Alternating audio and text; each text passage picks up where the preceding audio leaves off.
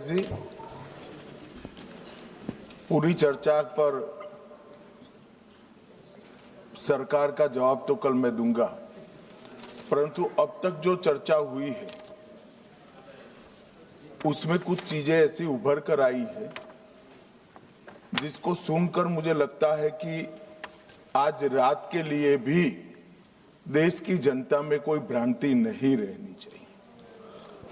तो वो चीजों की स्पष्टता करने के मर्यादित उद्देश्य से मैं यहां पर खड़ा हुआ हूं। माननीय अध्यक्ष जी, एक सबसे बड़ा नैरेटिव खड़ा किया जा रहा है, भ्रांति फैलाई जा रही है कि ये जो 3 विधेयक है, संविधान संशोधन विधेयक और 2 कानून, डिलिमिटेशन का और संघ क्षेत्र के चुनाव के कानून में बदलाव, वो आने से दक्षिण की क्षमता लोकसभा में बहुत कम हो जाएगी और हमारे दक्षिण के राज्यों को बहुत बड़ा नुकसान होगा। मान्यवर, मैं बिल जो सदन के सामने है, अब सदन की प्रॉपर्टी है, इसका प्रैक्टिकल इंटरप्रिटेशन कर कुछ चीजों को मैं बताना चाहता हूं।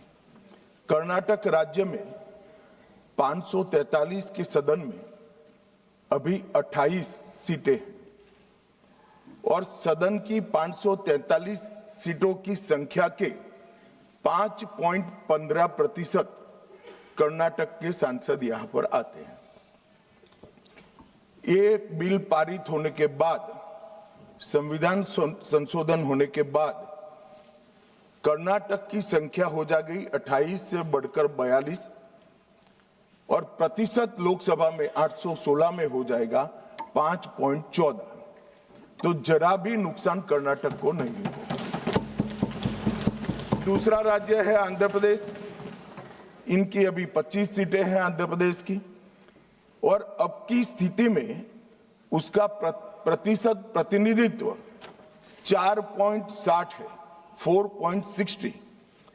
अब इसमें भी 50% लगभग वृद्धि होगी, तो सीटें हो जाएगी 38 और 4.60 की जगह 4.65% उनकी शक्ति हो जाएगी। तेलंगाना में 17 सीटें हैं अभी और उनकी शक्ति 543 के सदन में प्रतिशत 3.13 है। अब उसमें 50% की वृद्धि होगी और सीटें हो जाएगी 26 और 3.13 की जगह 3.18% उनकी क्षमता। तमिलनाडु, इतने सारे लोग काले कपड़े पहनकर आए हैं, मैं तमिलनाडु की जनता को भी आश्वस्त करना चाहता हूं कि आपकी शक्ति कम नहीं होगी, बढ़ रही है।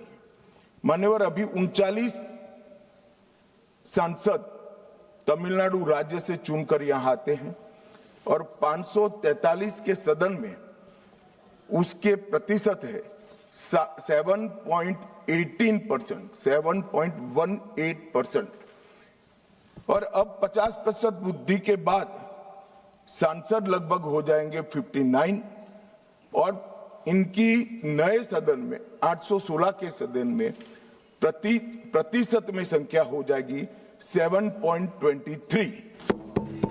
मैं फिर से एक बार रिपीट करना चाहता हूं, अभी तमिलनाडु की सदन में प्रतिशत स्ट्रेंथ 7.18% है, वो बढ़कर हो जाएगी 7.23। तो तमिलनाडु को भी कोई नुकसान नहीं। केरला में 20 सांसद हैं, 3.68% इनका स्ट्रेंथ है, 20 की जगह 30 सांसद होंगे और 3.68 की जगह होगा 3.67। अब कुल मिलाकर दक्षिण का जो पूरा नैरेटिव बनाया जाता है उसको अगर हम सोचते हैं तो अभी 543 सीटों में जो आपके द्वारा बनाया गया है उसमें 129 सांसद इस सदन में बैठते हैं। मान्यवर, लगभग 23.76% दक्षिण के सांसदों का यहाँ शक्ति है। अब 50% वृद्धि होने के बाद 129 की जगह 195 सांसद बैठेंगे और उनकी शक्ति 23.97% मतलब 24% होगी। तो शक्ति बढ़ नहीं रही है, कम नहीं हो रही है, बढ़ रही है। तो कृपया कोई भी एक मिनट मेरा समाप्त तो होने दीजिए, समाप्त तो होने दीजिए। अरे पर समाप्त तो होने दीजिए। अरे पर बीच में कैसे करेंगे आप? मैं अभी बैठ जाइए, उसका भी जवाब देता हूं। आपको जवाब चाहिए ना, देता हूं। मान्यवर, कृपया ये बिल के जो इंटरप्रिटेशन है इसको अधिकृत रूप से बिल को पायलट करने वाले मंत्री के रूप में मैं इस सदन के सामने रख रहा हूं। मैं मेरी जिम्मेदारी समझ रहा हूं। जो भ्रांति फैला रहे हैं वो शायद न समझते हैं, तो उसके लिए मेरा कोई टिप्पणी नहीं है। मान्यवर वेणुगोपाल जी कह रहे हैं कि किसने कहा? मैं अमित शाह भारत का गृह मंत्री कह रहा हूं, जो इस बिल को पायलट किया। दूसरी बात, सुनिए ना, बिल में कहां है और कहां से ड्रॉ कर मैं आंकड़े निकालता हूं। मैं कल उनको जब डिटेल जवाब दूंगा तब बता दूंगा, मगर वो सुनने के लिए बैठे वॉकआउट न कर जाए। बाकी मैं डिटेल केजी के बच्चे को समझ में आए इतनी सरलता से इनको मैं समझा दूंगा। उनको धैर्य से सुनना चाहिए। मान्यवर, इन्होंने कहा कि जाति जनगणना नहीं कराना चाहती है सरकार। इसको भी मुझे स्पष्ट कर देना चाहिए। सरकार की कैबिनेट ने नरेंद्र मोदी जी के नेतृत्व में जाति जनगणना करने का निर्णय कर लिया है। अगली जनगणना जाति जनगणना होने वाली। एक भ्रांति फैलाई जा रही है कि अभी जो प्रश्न पूछे जा रहे हैं उसमें जाति का जिक्र नहीं है। मान्यवर, जनगणना जिनका डिटेल अभ्यास है उनको मालूम होगा, जनगणना 2 हिस्सों में होती है।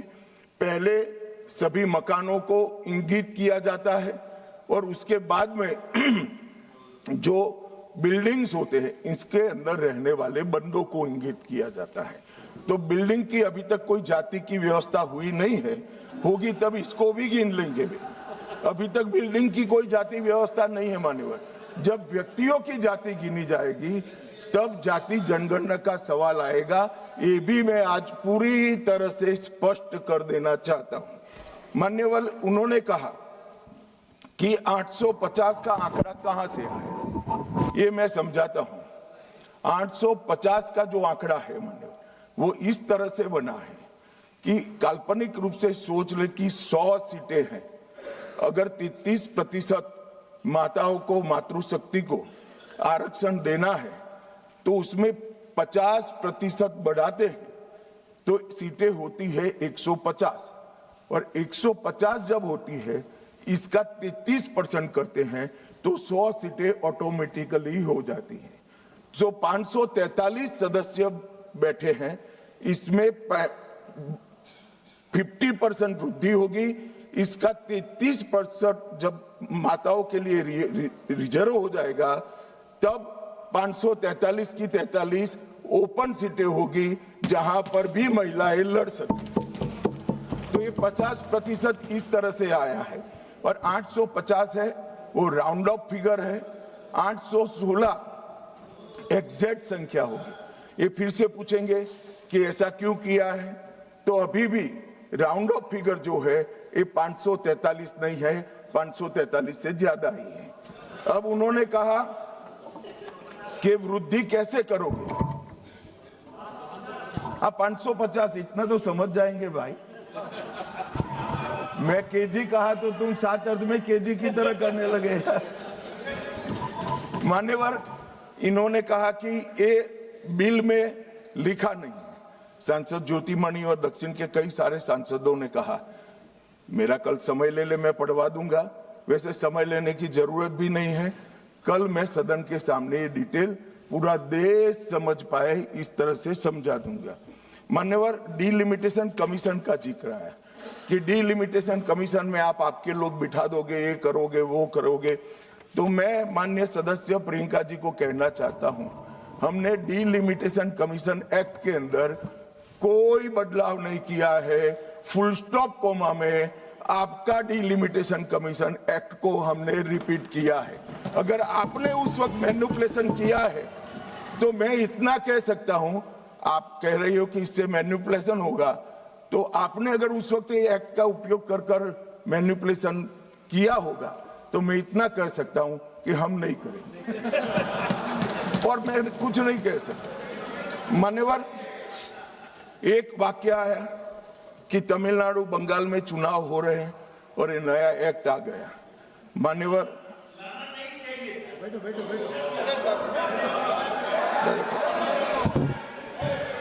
मान्यवर, मैं स्पष्टता से कह देता हूं कि ये डीलिमिटेशन कमीशन की जो रिपोर्ट तभी लागू होगी जब पार्लियामेंट इसको स्वीकार करके करेगी और राष्ट्रपति महोदय इस पर अपना मंजूरी का मोहर लगाएंगी। तो ये 2029 के पहले होने का सवाल नहीं है। 29 तक भी जो चुनाव होंगे वो सारे पुरानी सीटों पर ही होंगे, पुरानी व्यवस्था में होंगे। तो अखिलेश जी को भी डरने की जरूरत नहीं है। यहाँ 27 की बात करो, यहाँ हालांकि वो जीतेंगे नहीं, ये वो अलग बात है, मगर डरने की जरूरत नहीं है। यहाँ पर कहा गया कि सत्ता बनाए रखने की लालसा में ला गया है। मान्यवर, ऐसा जो लोग कहते हैं कि कुछ नेता 130 करोड़ की आबादी के जनमत को मैनिपुलेट कर सकते हैं, वो हमारी शक्तियों के आकलन बहुत ज्यादा कर रहे हैं। हम तो उस बात में मानने वाले हैं, लोकतंत्र में सत्ता नागरिक के वोट से और नागरिक के दिमाग से ही तय होती है। राजनेता, राजनीतिक पार्टियां नहीं कर सकती। 130 करोड़ का जनमत कौन मैनिपुलेट कर सकता है ऐसा? और अगर कर पाते तो हम तो जीतते ही नहीं। आप सत्ता में बैठे थे, हम कैसे जीतते? मान्यवर, इमरजेंसी डालने के बाद भी जनमत मैनिपुलेट नहीं होता है, इस देश का इतिहास है। और जहां तक लोकतंत्र को खत्म करने की बात करी है, मैं भारतीय जनता पार्टी के कार्यकर्ता के नाते, इस सदन में एक सांसद के नाते कहता हूं, किसी की भी ताकत नहीं है इस देश से लोकतंत्र को खत्म करने की। जिन्होंने प्रयास किए हैं इमरजेंसी के वक्त, जनता ने उनको खत्म कर दिया था, लोकतंत्र को कुछ नहीं हुआ। और मान्यवर, लोकतंत्र इस तरह से खत्म नहीं है।